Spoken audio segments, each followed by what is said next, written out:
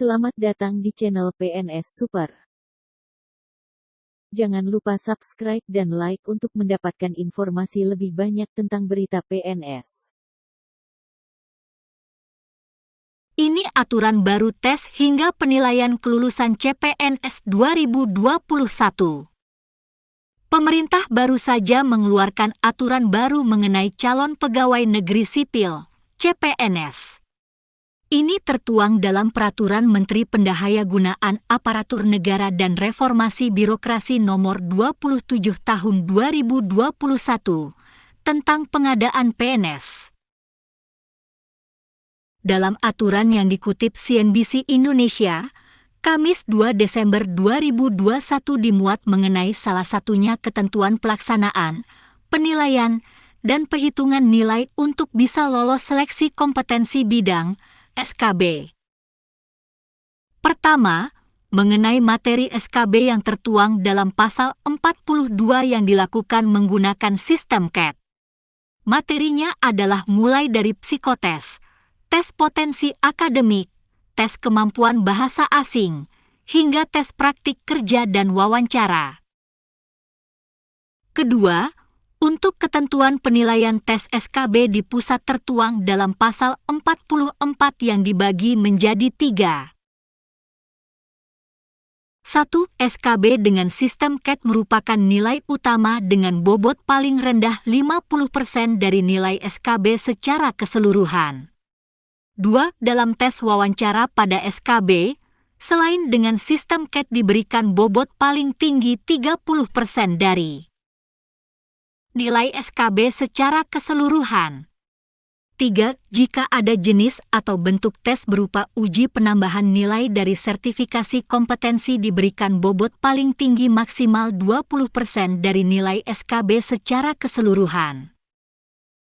Sedangkan untuk penilaian SKB di instansi daerah tertuang dalam pasal 45 yang berisi 1. Pelaksanaan SKB di daerah menggunakan sistem CAT yang diselenggarakan oleh BKN. 2. SKB dengan sistem CAT merupakan nilai utama dengan bobot paling rendah 60% dari nilai SKB secara keseluruhan. 3. SKB tambahan diberikan bobot paling tinggi 40% dari nilai SKB secara keseluruhan. Ketiga, mengenai pengolahan hasil integrasi nilai seleksi SKD dan SKB tertuang dalam pasal 48 Permenpan ini. Dituliskan untuk pengolahan hasil nilai dilakukan dengan penggabungan nilai SKD sebesar 40% dan SKB sebesar 60%. Dalam pengolahan hasil nilai ini, jika pelamar memiliki nilai yang sama dari hasil pengolahan integrasi nilai ini maka akan dilakukan penentuan kelulusan sebagai berikut. A. Nilai kumulatif SKD yang tertinggi. B. Jika nilai sebagaimana dimaksud dalam huruf A masih sama, penentuan kelulusan akhir didasarkan secara berurutan mulai dari nilai tes karakteristik pribadi, tes intelijensia umum, sampai dengan tes wawasan kebangsaan yang tertinggi.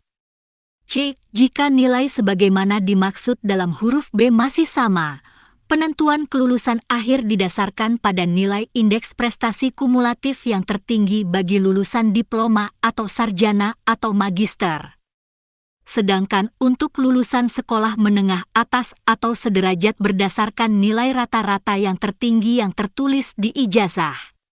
D. Jika nilai sebagaimana dimaksud dalam huruf C masih sama, penentuan kelulusan didasarkan pada usia pelamar yang tertinggi.